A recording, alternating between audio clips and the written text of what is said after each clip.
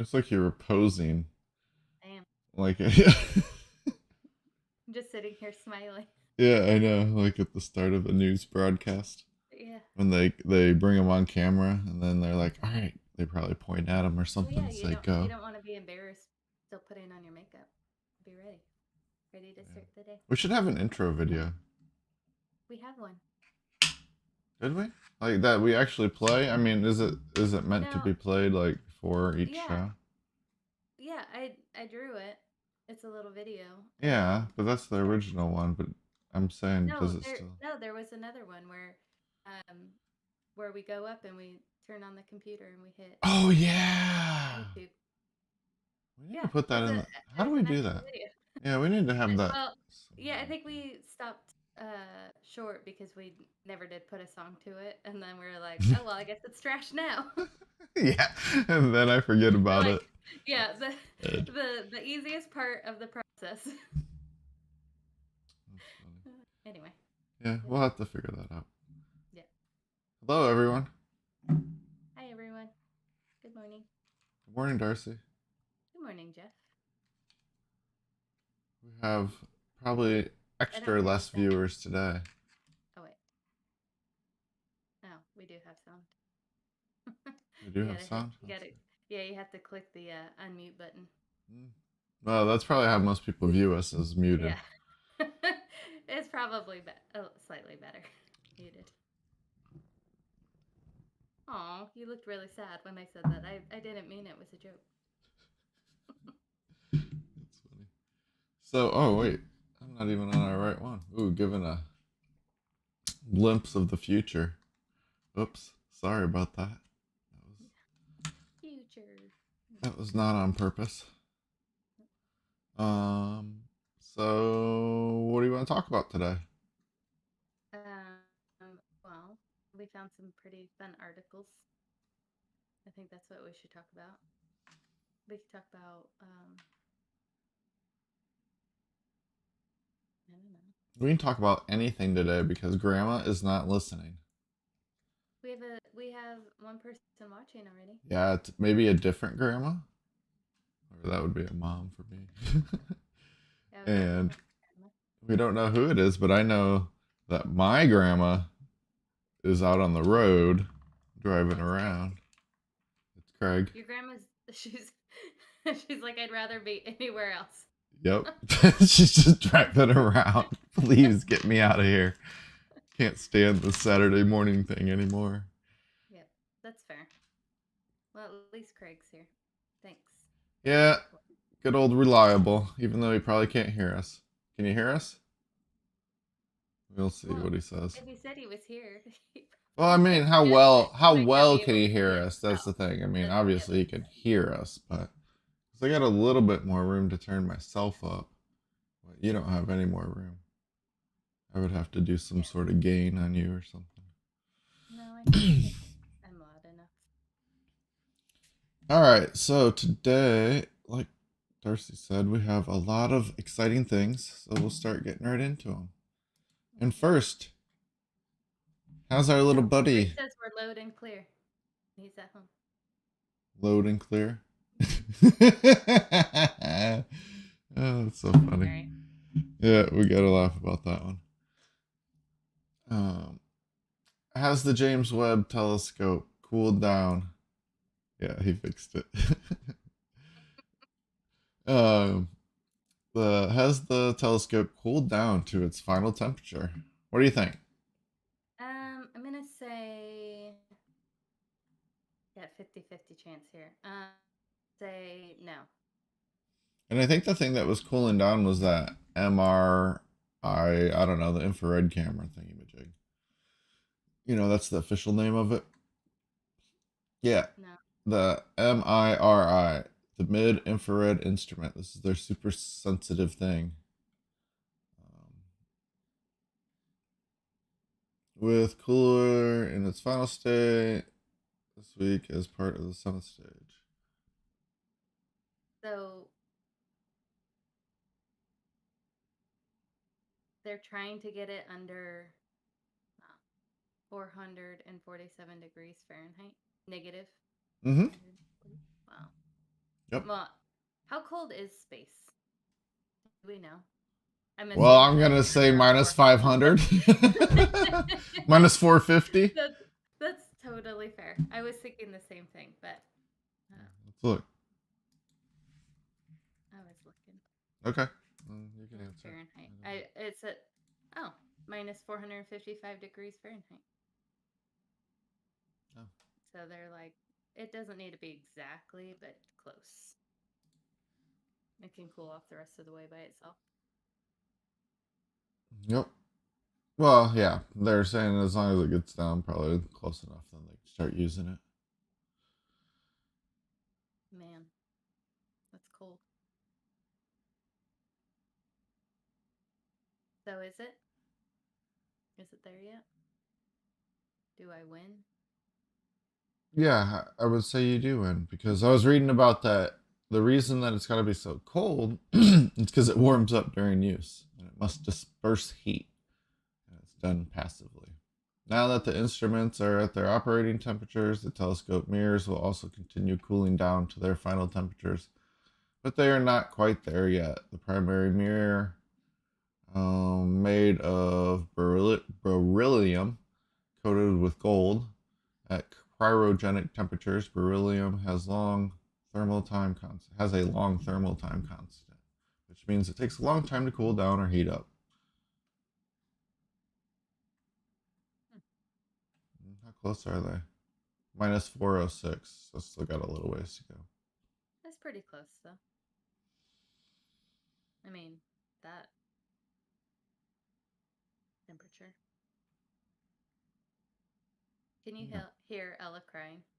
Just a little tiny bit. Well, she's only crying a little bit. There we go. Is it at its final temperature? Almost. So probably just a few more weeks, several days. I don't know. I thought it was gonna be months. Oh wait, this is out of place. I'll go this way. The true color of stars. Was it you and I talking about this, or you, myself and my No, we mom? didn't. Yeah, we didn't talk about it, so it must have been your mom. Like, what color are these images that come back from space? Oh yeah.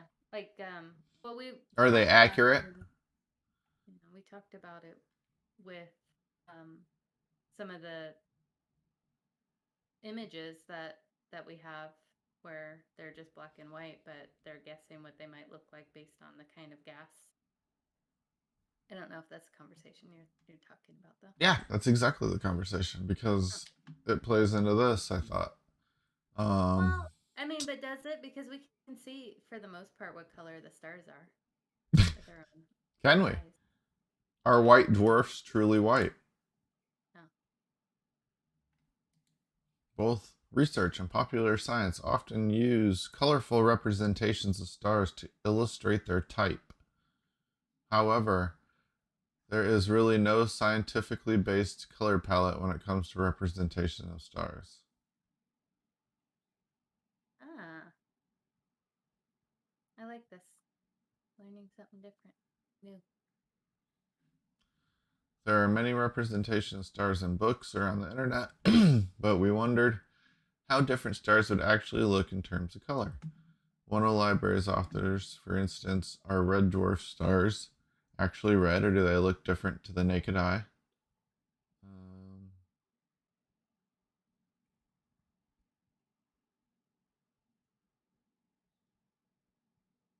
They're saying my mouse is like working backwards. It was weird.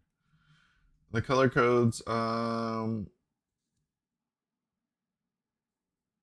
they used a system not only to compute the true colors of stars, but also presented red, blue, green hexadecimal color codes that could be used for digitized color representations. So then they were saying that some of those color representations actually appeared to be a bit inaccurate. Red dwarfs actually look orange to the human eye, and old white dwarfs appear pale orange. On the other hand, the results of the analysis validated the absence of yellow, green, cyan, purple stellar types that pop up in scientific books. So there are no yellow, green, blue, or purple stars. Interesting. Lies. Which kind of, I mean, I don't know. Isn't a white dwarf and a red dwarf really bright stars, anyways? Like, kind of like suns. So wouldn't they kind of look like the sun by Well, reason? they're stars, so I'm assuming they would But be. aren't they I like exploding? I don't know. I'm not. I know I just took the space side last week, but I don't know thought the specifics between this is what why we is a need to white learn. dwarf or a red dwarf. But I thought I'll look they it were up. like a sun in a way, and so then they'd just be a bright ball of fire, which would be an orangish color. What do you think, Craig? It looks like they are stars. What could you land on them? Do they have like? I Well, mean, they're are they stars, super so hot, it's or are like. they? How are they? What are the differences? Let's see. Mhm. Oh, so it says a red dwarf is a small, long-lived star, and a white dwarf is a dead star. That's one answer. Let's see how hot they are. So I think that's not quite a sun at all. Well, if it's dead, I don't know. Yeah. Well, yeah. Um, why is it? So I think I was completely wrong on that one. Well, so white dwarfs are well. It said okay. So white dwarfs it says are 180,000 degrees Fahrenheit. So I'm gonna say Yeah, it's kind of hot. it's dead, but it's still a little hot. You might not want to land on it. It's a little heaty. Let's Okay. see. So maybe it is in that phase. Dwarfs are the smallest of the stars, weighing between 7.5% and 50% the mass of our sun. Um, so it burns lower. It reaches only 6,380 degrees Fahrenheit. Oh, By that's it. comparison, our sun has a temperature of 9,900 degrees Fahrenheit. Why is a white dwarf so much hotter? Yeah, that's what I was just gonna say. So I guess it is. They are both just like our sun. Just one's less, one's hot. Yeah, I think they're Cool. just I don't know. smaller. Space is weirdo. It is totally weirdo. Um. Oh, it says There's probably like some it perfectly says reasonable white dwarfs are explanation. hot because or they're white because they're so hot. Aha. They're white because they're so hot. Okay, Yeah. cool. It's all these things. It's like okay, that actually makes sense. Oh yeah, that one does. But why are they so hot? And then they'll be like, "This is why," and then they'll be like, "Ah, okay." I thought it was because they're small. Just Like because they're more there's condensed. Like they're smaller, so does that mean that they have more gravity? Or is there when they're bigger they have more? Maybe when they're bigger I don't know how much we want me to no. research. We'll move on. We'll find out. Maybe next show we can do it all about stars. All about the different types of stars. We'll get Anton. He can tell us all about the stars. Yeah, and we'll just sit here like this. My eyes are broken. It looks like looked like I was gonna sleep during his show. Uh-oh. When I looked up, it was like it's kind of You're funny. snoring. Yeah, I'm snoring during Like, Anton's well, stuff. at least the eggplant's still paying attention. Yep. Even though she looks confused, she's got this confused look all the time. Oh, it's so funny. All right. So moving from space to underground, there are two giant blobs that lurk deep inside Earth, and it looks like they're shapeshifters. What? Oh, that's weird. One is under Africa, and one is under the Pacific Ocean.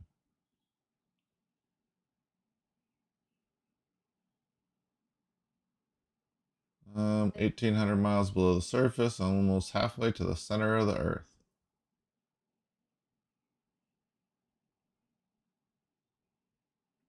that's weird.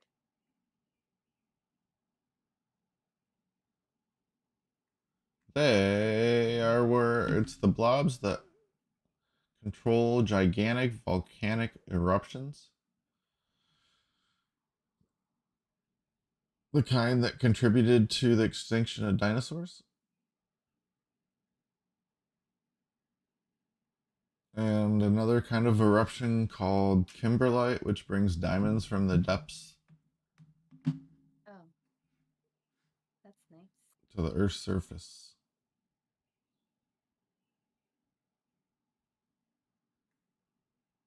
Is that what's moving the continents around? Mm. It just says that they just discovered that they gather and break apart, much like continents and supercontinents. Oh, Blobs are in the mantle, the thick layer of hot rock between the Earth's crust and its core. The mantle is solid but slowly flows over long timescales. We know the blobs are there because they slow down waves caused by earthquakes, which suggests the blobs are hotter than their surroundings. oh, so it's not like they stick out, but They they eventually move make their around. way to Earth or to the surface. Oh yeah, look at that. It's probably Those must be underwater. volcanoes. Yeah, it's probably mostly underwater though. That's weird. I mean, in a cool way.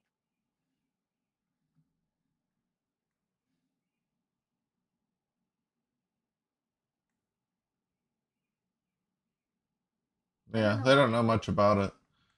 I was just looking to see if there's anything like they've discovered. How did the blobs originate? What exactly are they made of? We still don't know. Well, they're made of diamonds. You just said that. We clearly Jeez. read it was made of diamonds. Yeah. I mean, come on. Blobs may be denser than the surrounding mantle. Blah blah blah. Yeah. They don't know anything about it. Yeah, exactly. That's what they want to know about them. Now that they know they make diamonds, they want to track them and figure out where they're spewing diamonds at. Yeah, That would be much makes easier than mining, right? You just have James Cameron down in a submarine collecting up the diamonds. sense. Yep, it's pretty hot down there. Mm-hmm. Mm-hmm. Well, you don't want them to be too close when Yeah, it's right. doing its diamond spew. This is after it's done making the diamonds, Wasn't that raining diamonds. isn't that like in the journey to the center of the earth or whatever, the with Brandon Fraser, and then they come out with and there's just a whole bunch of jewels. Oh, did they already do that? Oh, this is just real life. Yep. I mean, it came out a long time ago. Yeah, no, that's exactly. No, they were like, man, we should go check that out to see if that's real. This feels real to me. This feels real. We're gonna take it from a movie Yeah. to Well, it's Brandon reality. Fraser. Yeah. But time travel may not actually exist. So True. that part in movies is not real. They might not actually exist. Oh, so time travel still might exist, just time might not actually exist. Got it. Does time exist? I don't know. I'm I feel it sometimes it feels like that's all there is. So the next Nothing sentence is for physical. you. The answer to this question may seem obvious. Of course it Yeah. does. Just look at a calendar and a clock.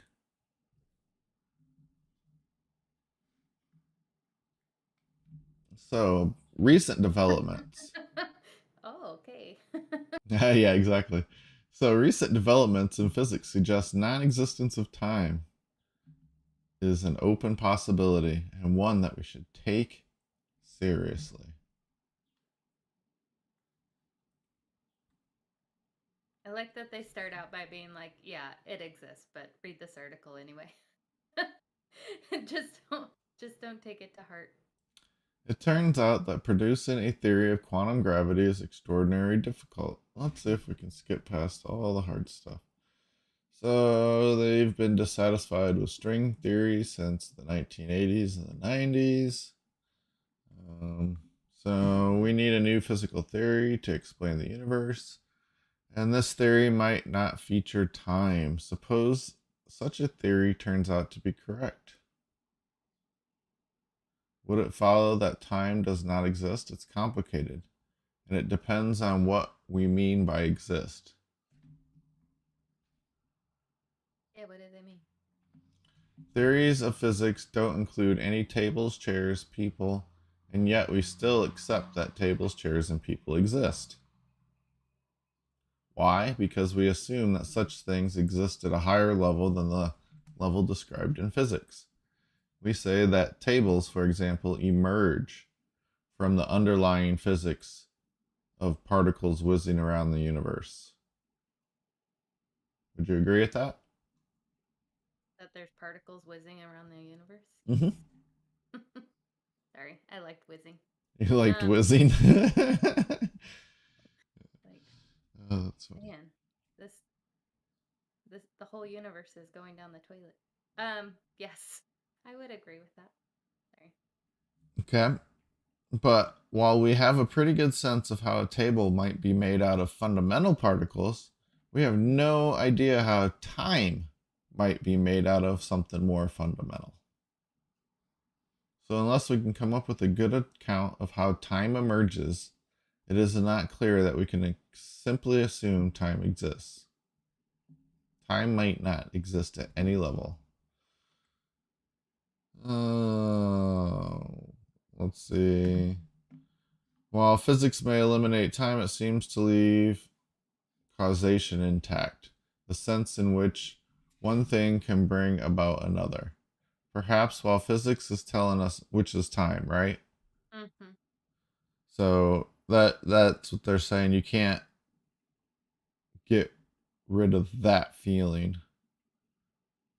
So perhaps while Yeah. physics is telling us then what physics is telling us then is that causation and not time is the basic feature of our universe.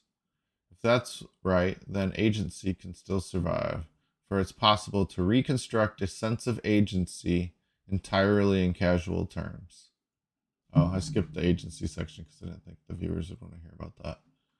This might be what I was trying to tell you about the other day What's up? about how you can't travel back in time. To travel forward in time to change the Th- past? You reconstruct the past and the future. So then time always flows in the same direction Yeah. and doesn't break a bunch of rules.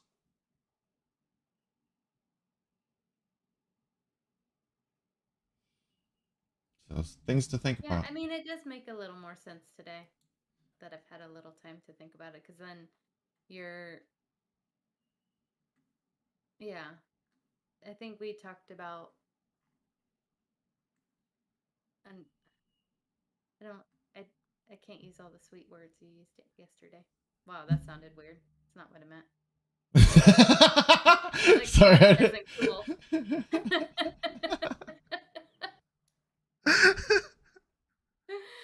That Oh was man. funny. Yeah. Uh, Um. Uh.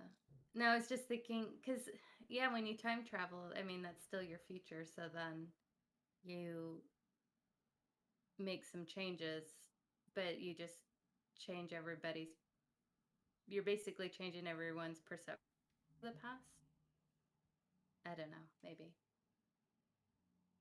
because you didn't actually change the past, but yeah, exactly. You whatever probably you wouldn't did change changed. much. It'd probably only Yeah. change your own perception of it.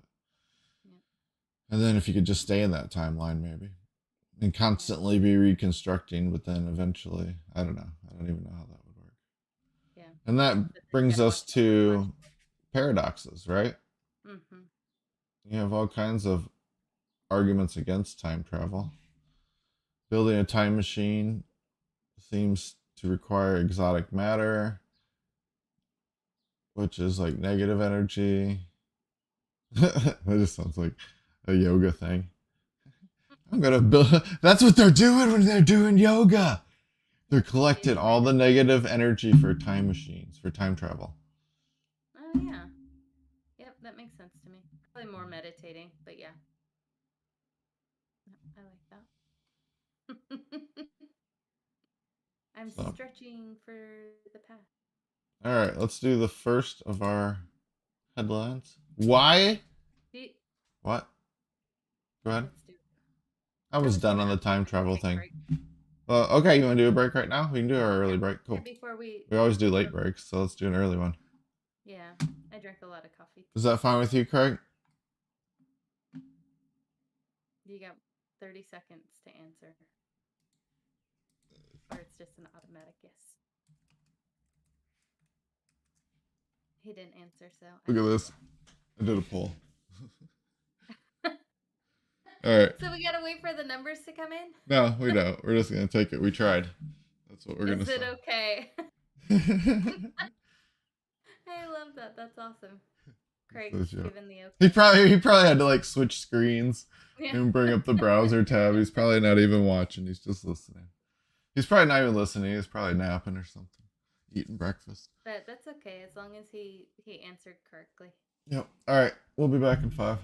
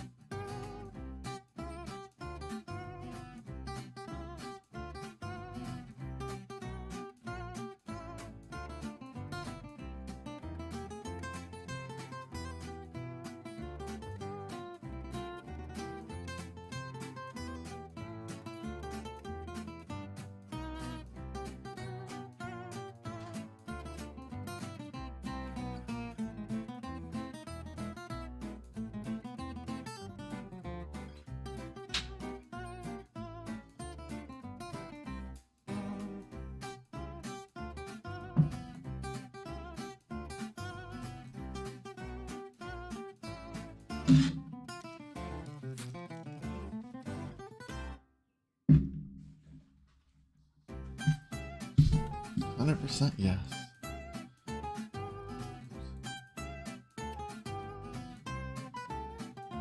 Cookie.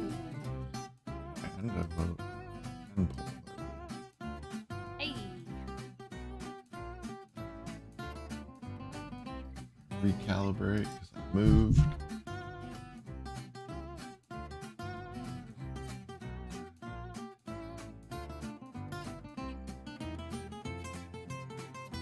There we go. Back in business. So, why does Oreo cream stick to one side of the cookie? I do have to say though, well, I'm not a big fan, but I feel like whenever I would try and rip them apart, it would be like half. Maybe I just never ate enough, but let's find out. I mean, when you take them apart, are yours always just all on one side? I don't know. I think mine mostly come off. What do you think? So what are our options? There could be glue, right? Glue on your cookies? Hmm? else would be possible? I think- Cement? I think that they just put the cream on one side and then it starts to cool and then they put the top cookie on and then so it just sticks more to one side than the other.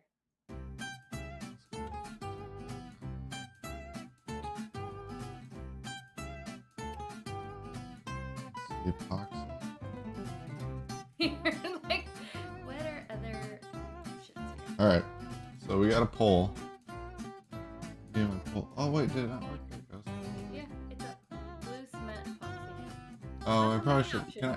Can I add another option? No. So you got to vote on one of those. I was gonna say other, but Craig says he goes with my option. I'm thinking about it, and my guess is it's gonna be one of two options. It's gonna be the fact that when it comes down the assembly line, one half of the cookie's on the bottom, and it sprays out the filling onto the other side. So the question is, does the spraying action of the filling onto the other side maybe cause it to dig in deeper into the wafer or the cookie? Or does the second step of where they apply the top to it make it stick more? You know, because they're kind of pushing down into it. Yep. No, I'm sticking with mine, which is it's the side that gets the cream initially. Side that gets the cream initially. Yep. That's what I'm kind of thinking. Because it catches the most force. And then it gets pushed even harder in when the top gets pushed in. Yeah, I think it's the first side because it's more liquid, either because of heat or whatever. And then when the top cookie goes on, it's solidified more, and so there's less, just enough to keep it stuck on, but not enough to have it stuck on as much as the others. I don't think it's So the first half of the article talks about they did tests, and then to get a clear answer is how Oreos are made could be the answer. The researchers analyzed the cookie manufacturing process. Videos show that they put the first wafer down, then dispense a ball of cream onto that wafer before putting the second wafer on top. I think we all realized how this works. You're like, you didn't just have two cookies and spray it in between? That would be cool. That would be an engineering marvel there. There'd be a lot less Oreos. Yeah. I feel like this is too expensive. We're having to fill in all these Oreos. We're like an injection mold of Oreos. Yeah, I don't think it would be a sandwich. The wafers are just liquefied, and they just inject that in. I don't know. I don't want to think about it. So they start with the cream and then they just... No, they start with all of it in a batter form and bake it all together, kinda. Not like, I don't know, because you'd have to kind of probably cook the wafers. Do you know how to make wafers? Well, they're just cookies. So they're just cooked. Yeah, you're right. Sorry. You've had one. Yeah, I've had one. So, well, I think of like the Oreo ones. I think of them like not like cookies, unfortunately, because they're just like so thin. But a wafer, yeah, thicker, more. Yeah. Yeah, I'm not positive. I never baked cookies professionally, but I feel like a wafer is just a really thin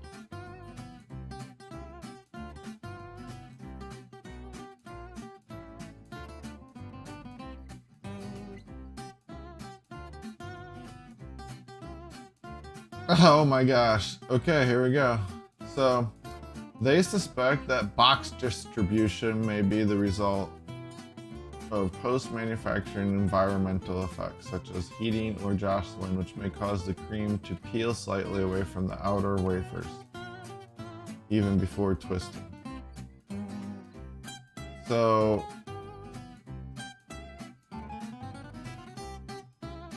it's funny, depending on what side of the box the cookie's laid and how they're packaged, like how they stacked. because it says that cookies on the left side of the box twisted such that the cream ended on the right side, while cookies on the right side separated with the cream mostly on the left. So it's kind of the heat thing.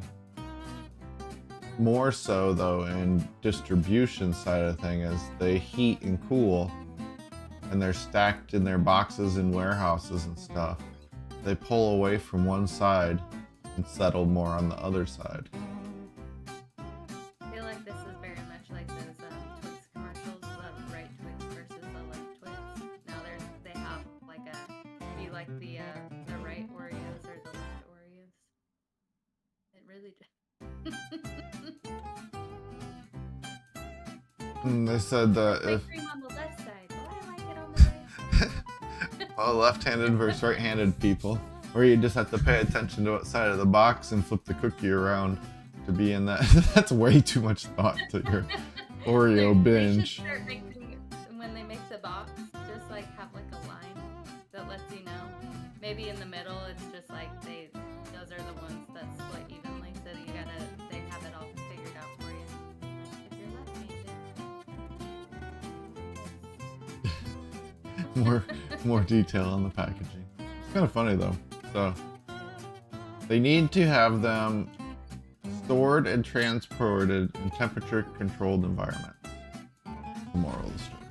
For your Oreos to twist and split their gooey insides properly. Yeah, I feel like nobody's gonna do that.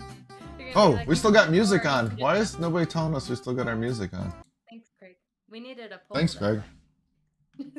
Craig's here like interacting as best as he can. He's like, I can't hear you. Got music playing. I don't know how he couldn't hear us. He was answering the Oreo discussion. I was teasing. I was jamming. He was jamming and just listening to us. Oh my gosh. That's awesome. We're like, we need to make the show more entertaining.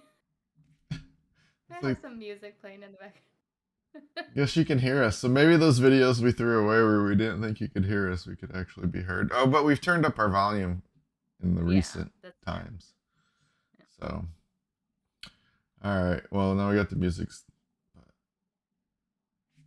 We're gonna move on. Where are we at?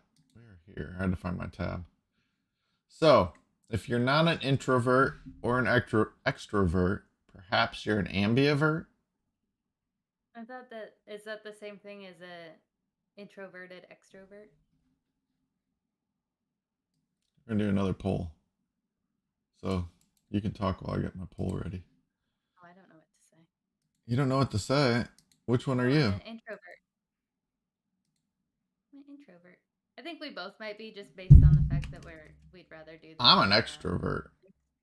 Yeah, that wouldn't be too much of a surprise. Yeah, 100%. I mean, it really just depends, though, right? Like, I don't drink very often anymore, but if I get a drink, then I'm more extroverted. But I feel like most introverted people are that way. Oh, I don't even need drinks. I know, I you're, put like, myself out very- there so much. Yeah. I'm always out and about on the town. You know, doing Yeah, my bear you're stuff. You're always doing stuff. I know. Visiting the people of the village. Stealing their groceries and picnics stuff. Yeah.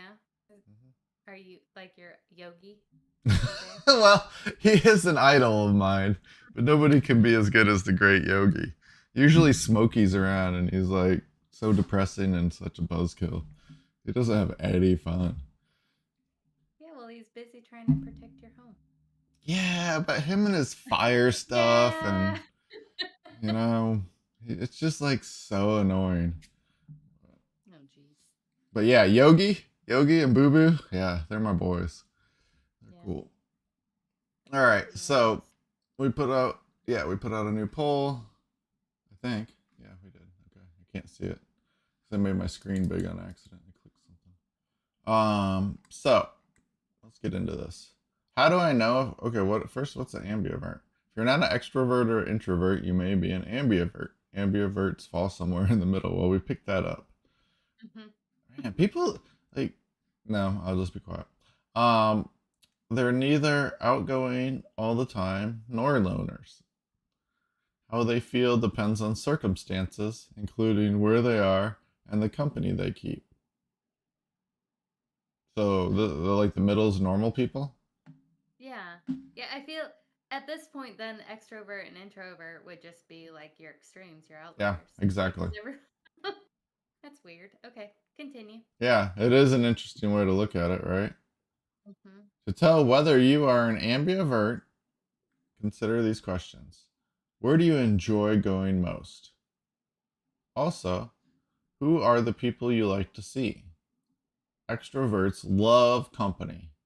They love, this is how they recharge, filling up with happy hormones. They enjoy parties, weddings, and other social gatherings. I used to have a boss that was like that. I feel like this is very much my sister. She not so much like parties and stuff, but Mm-hmm. she loves being around people. She has really close girlfriends and friends that she's had for years and loves doing stuff. And I'm like, the more time I spend with people, the more time I need to make sure that I have alone.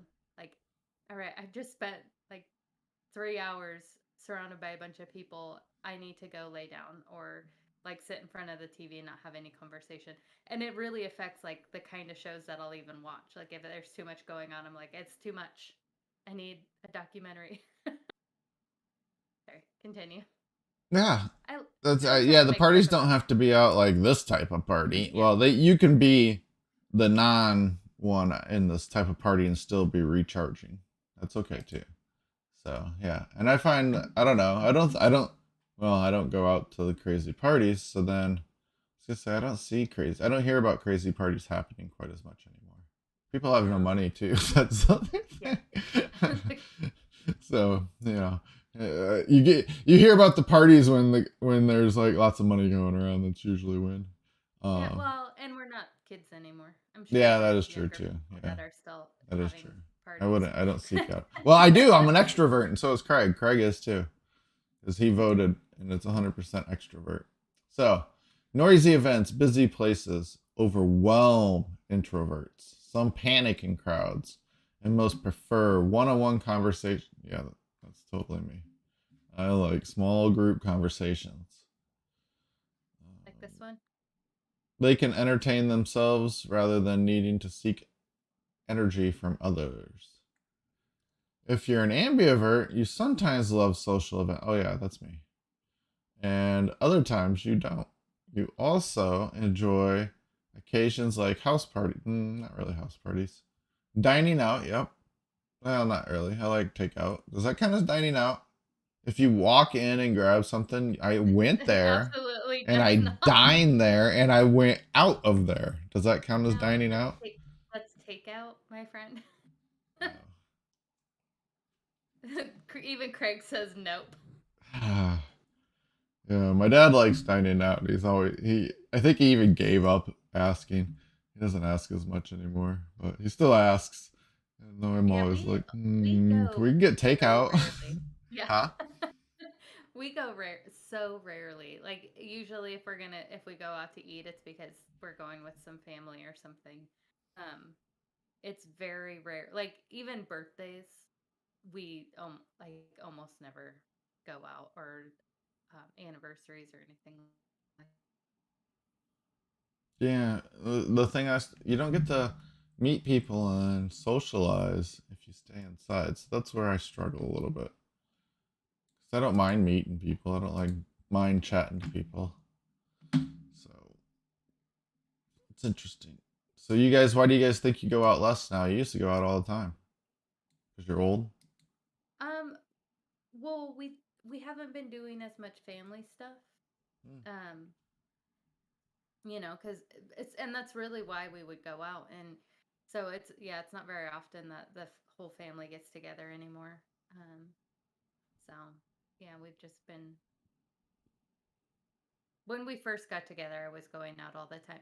So I when it was saying like house parties and dining out, I would much rather go to the bar and drink by myself and as around a bunch of people than ever go to a house party. hate. I'm like so uncomfortable in house parties. So yeah, I don't know. I enjoy seeing family and friends, but even then, it is really exhausting. Not because I don't love them and want to spend time with them, but I it uses up a lot of energy. So you lose energy at these Yeah. events. Yeah, and I also think like the more I work from home, the harder it's got, the worse it's gotten. I'm gonna turn into a what's it called Hermit. when you stay? No, when you're scared to leave your house. Agoraphobia. Yeah, I've had some fears that that was gonna happen to me, but It's funny you mentioned that. I think you remember the actress Kim Basinger? yes. She, I think, just did an interview. She battles with agoraphobia. Oh And man, and I I'm love like, wow, that makes so much sense. We haven't seen her forever. her. So it's kind of like, but then if COVID would have happened like a long time ago, like the whole shutting down and everything, they probably would have like a lot more studios in houses and stuff like that, where you can just Mm-hmm. record out of your house, kind of like how people do their newscast, how we're doing stuff, Yeah. across the internet. But you would have had to have technology. You got to have everything in place before you could do that. Anyways, that would have been crazy on dial up. It would have been so bad. We'd still be starting our first show. Yep. Yep. Yep. No YouTube. But okay. So looks like we got 100% extroverts in this stream. So Craig, where's the party at tonight? Expect address, details, invitations for everybody. He's All like, the. I'm an extrovert, not a host. He's not, but he knows where the parties are at. That's what Oh. I'm saying. Because you would Ah. know where you're going tonight. Yep. Is it at the Yep. casino? All right, next. Isn't it always? It's It's online. online. Oh man, that's good. It's funny.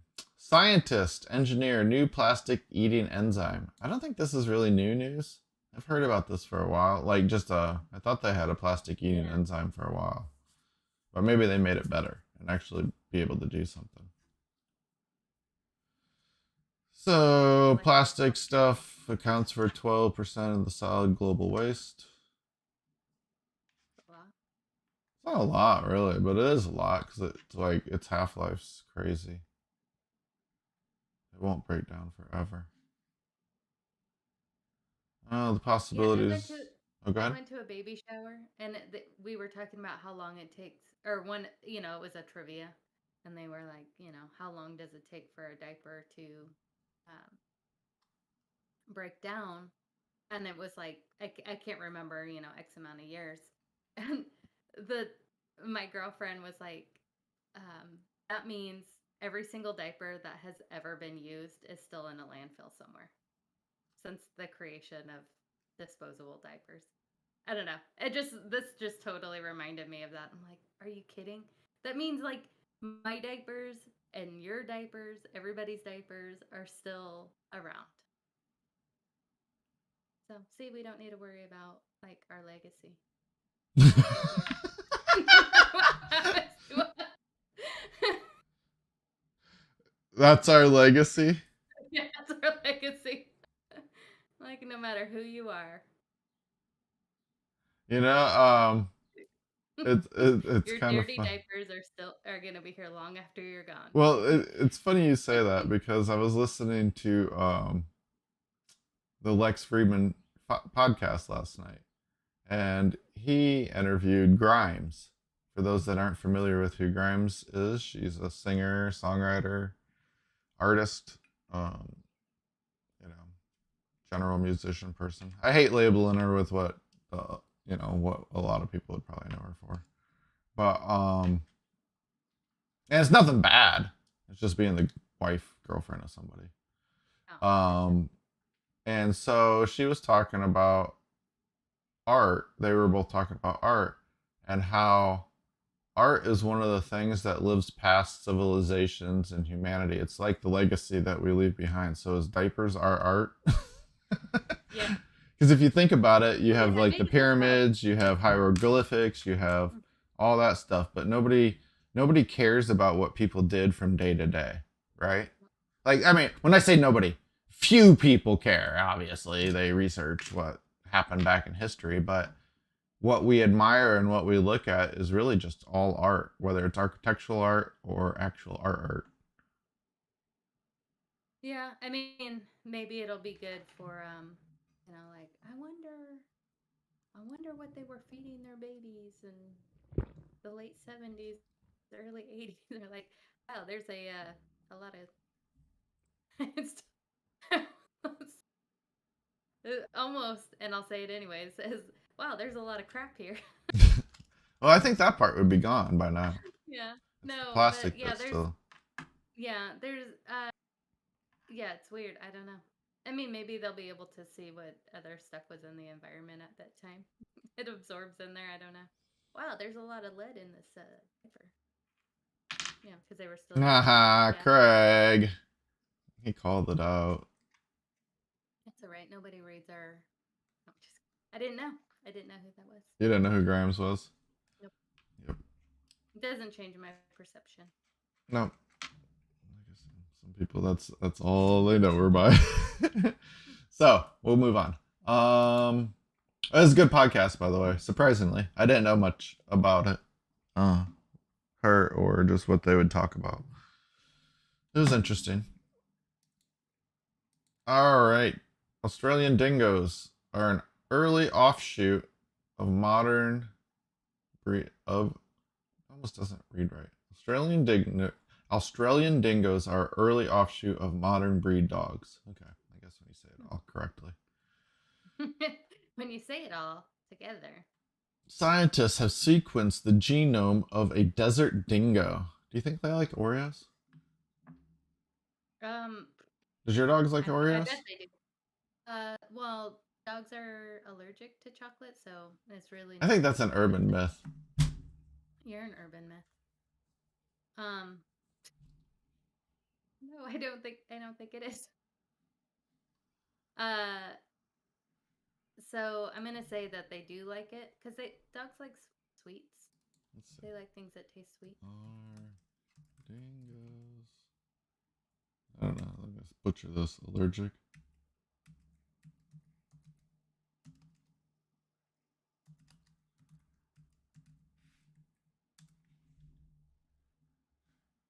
Yeah, they're like, did you mean dogs? No, I meant dingoes specifically. Oh, right here. This must be an old article. It's not a dog breed. It says first off. It is. It's from 2017. They're considered pests. Dude, man. Mental. This is a mean article, and they're gonna be like, feed them chocolate. Yeah, just if you want to get rid of them, just leave chocolate around your house. I meant on the outside. They have owl-like abilities they can turn their heads around. They don't. All right, so that article is interesting, but it didn't answer the question. Okay. So yeah, you probably shouldn't feed your dogs chocolate. Oh yeah, you totally shouldn't. Or babies. Dogs are highly successful model for informing the prehistoric movement of humans. Yeah, I would say so. Yeah. In the process of domestication, dingoes represent a huge lineage within the canine history, as they have been geographically isolated from both wolves and domestic dogs for thousands of years. That's interesting. That is really interesting. And they arrived in Australia 3,500 to 8,500 years ago, and since introduction have been the continent's apex predator. It's interesting that it says possibly as a single introduction. I don't know. That's just a single one decided to figure out how to reproduce. Yeah. Well, no, like, I mean, obviously you would have had at least two, right? Yeah, I know. It was right after Noah's Ark. They dropped off the dingoes there. And Here, stop, dingoes. The dingoes are like, wait, no. I want to go to these other nicer places. We got to go where all the most deadly creatures get off. Yep. Yeah, but they're the top apex predator, so maybe they didn't think it was that bad. Well, it's trial by Like, we can fire. eat whatever we want. I'm in. Except for chocolate. The first domestic dogs were brought to Australia in 1788 and were instantly killed by the dingoes. Wow. No, not true. They started really mixing, introgressed into the dingo gene pool.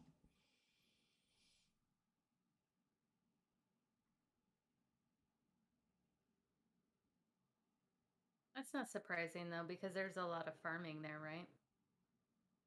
That they would probably not protect them as well.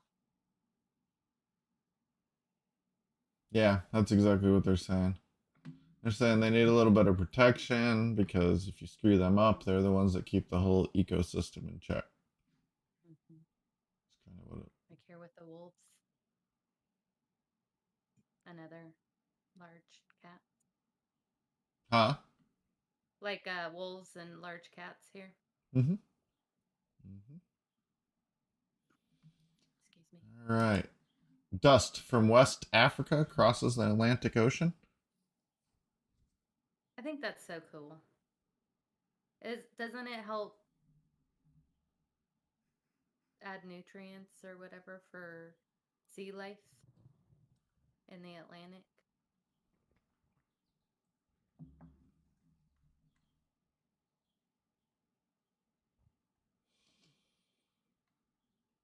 It just says there's been an increase in dust, and we can measure it near Miami, Barbados, Puerto Rico, because there are ample meteorological and measurement stations in those areas. But in West Africa, places like Cabo Verde, there are few ground based measurement facilities to measure the dust reaching there. They must rely on satellite based measurements. Hmm. It just looks like they're tracking it. It doesn't really say What it does for them. if it really helps or does anything. Because this dust in. Oh, go ahead. Right above it, it says, oh, maybe that's what you were reading. Sorry, my bad. Go ahead, what? I thought you were reading the next column down, or the next paragraph down, but you were reading the same one that I was going to point out. That's my bad. Oh, this one that causes problems for people? And may carry pathogens. Yep. Yankees. So Ebola's coming over through the dust. Oh, I don't think so. I know. It'll probably die on the way. Yeah. Have a life outside the body that long. I don't know. Dust will have lots of impacts in West Africa, but in the United States, we also want to know what happens in the future. Doesn't sound like this is good. No. All right, we only got a couple more. Scientific advance leads to a new tool in the fight against hackers. Oh, it's interesting. A new form of security identification could see the light of day to help us protect data from hackers and cyber criminals. Quantum mathematicians at the University of Copenhagen have solved the mathematical riddle that allows for a person's geographical location to be used as a personal ID that is secure against even the most advanced cyber attacks. People have used codes and encryption to protect information. Today, encryption is widely used to do all kinds of stuff. As such, an ever growing need for new security measures. And there's no blah, blah, blah, whether by the internet. They're just talking about for nearly 20 years, researchers around the world have been trying to solve the riddle of how to securely determine a person's geographical location and use it as a. This doesn't sound good. Use it as a secure ID. Until now, this has not been possible by way of normal methods like GPS tracking. So they're saying they can hide your location but still know where you're at? I Like, was hearing it as they know your location so they can verify that it's you and not somebody across the world pretending to be you. But what if they live in the same place? I oh, mean, okay. and people move and, you know, a, one person's location. I mean, we're all remote.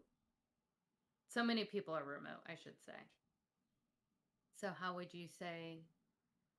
you know your location? Maybe you'd have to have like some sort of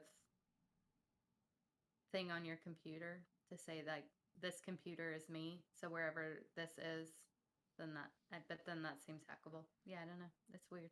Position-based quantum encryption, as it's called, could be used to ensure that a person speaking with an actual bank representative is speaking with an actual bank representative when the bank calls and asks the customer to make a change to their account. Ask yourself, why do I trust an employee at the bank counter? Because they're in a bank. Their location creates trust. This explains the principle behind the position based cryptography, where physical location is used to identify oneself. I could see that being good.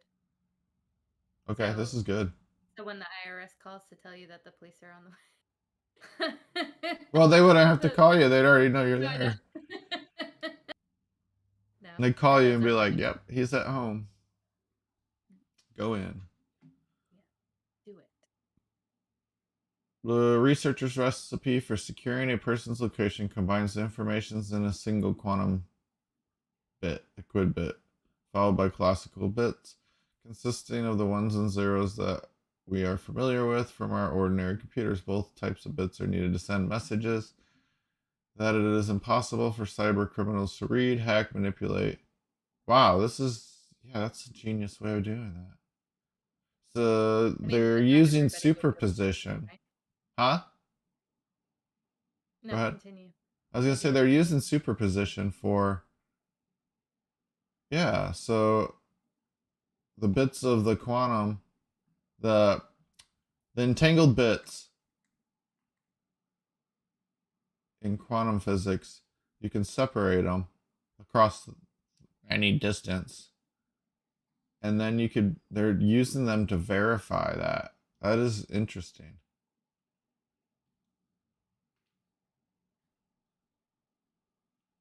Huh. The quantum bit serves as a kind of lock on the message due to the role of Heisenberg's uncertainty principle in quantum mechanics, which causes quantum information to be disrupted and impossible to decode when trying to measure it. It is also due to what is known as no cloning theorem, which makes quantum information possible to intercept and secretly copy, which will remain the case for quite some time. Until a full fledged quantum computer is built and hackers gain access to one, our method is completely secure and impossible to hack.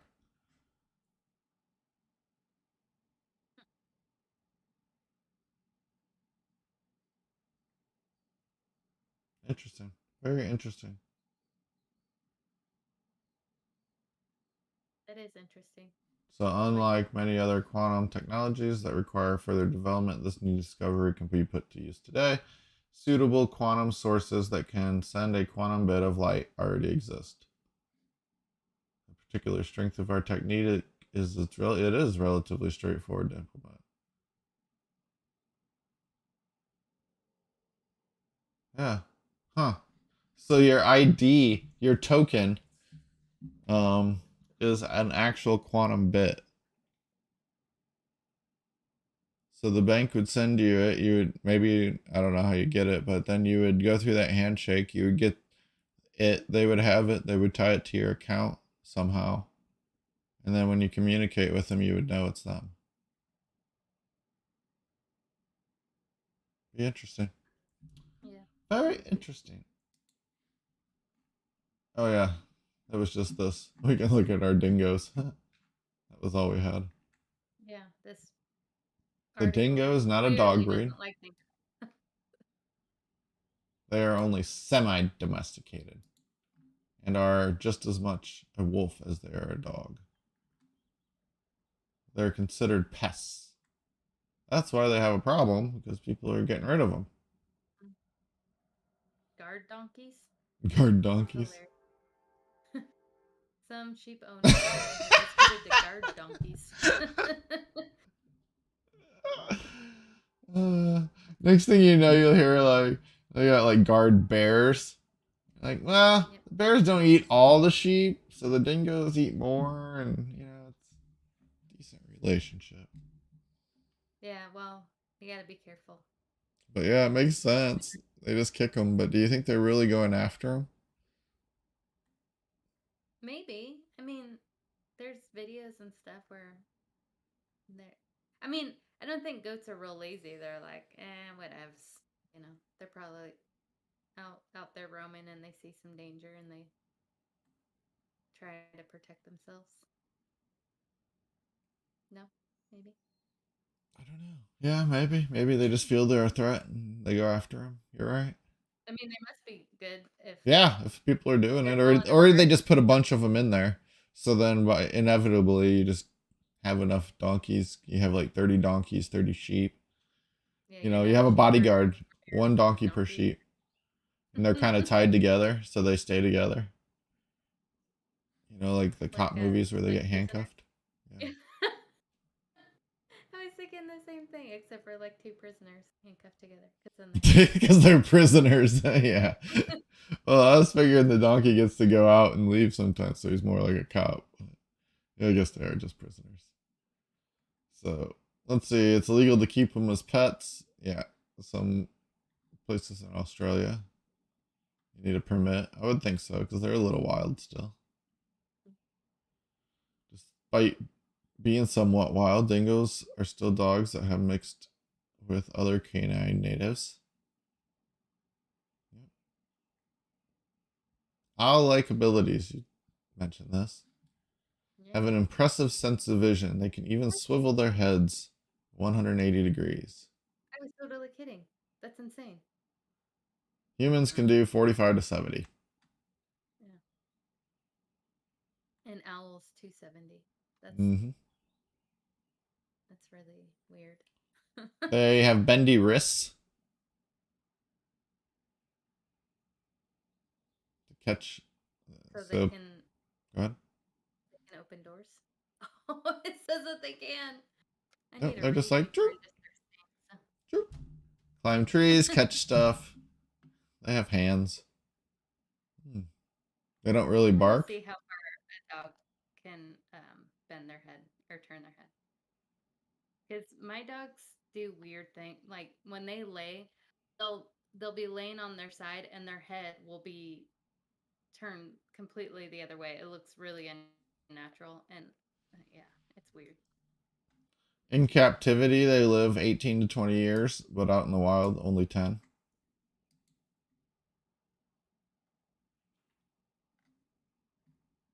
Really. Mhm. Well, that makes sense. I mean, it's a lot more dangerous out in the world, But they right? have one of the With longest all the lives crime. of dogs, non dogs. How long again? 18 to 20. Wow, that is a long time. Mm-hmm. This says an English Springer Spaniel, which is roughly the same size, only lives 10 to 14. Unlike your standard dog, dingoes are much quieter. Instead of barking, the dogs have a yodel like howl.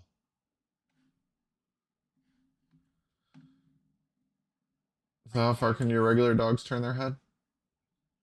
All it keeps talking about is tilting. Like, I don't. Yeah, all dogs tilt their heads. I get it. But even the one that says, oh, I didn't read that right. How? Yeah, I can't find anything. It just says why. Lots of whys. So if somebody out there listening, Craig, um, finds out, just just let us know how far they can turn their heads. I can't find it. Turn their oh Maybe nobody's asked. yeah. Maybe. But people were asking about dingoes. Yeah, they were like, dingoes, how far can you turn your head? Yeah, it seems like people are more interested in why. Like, yeah, we know why, so that they can hear things. But yep. So I'll do some more research. Maybe we can find out for next show. Whoa, hello. What happened? Dog. Dog barked really loud. Oh. That was a puppy bark. She was like, "We need to know now. Don't make me go another week."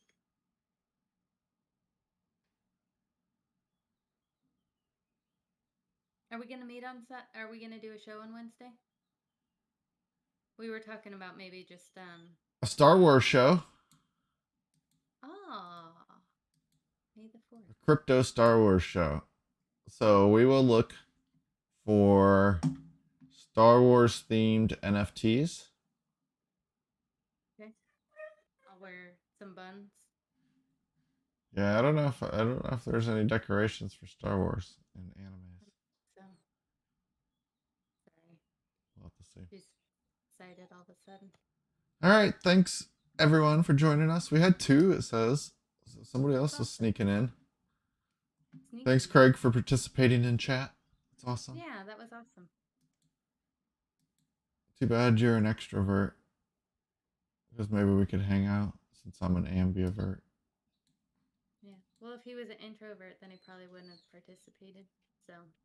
No, that's why he participated, because he stayed at home. He's not out partying.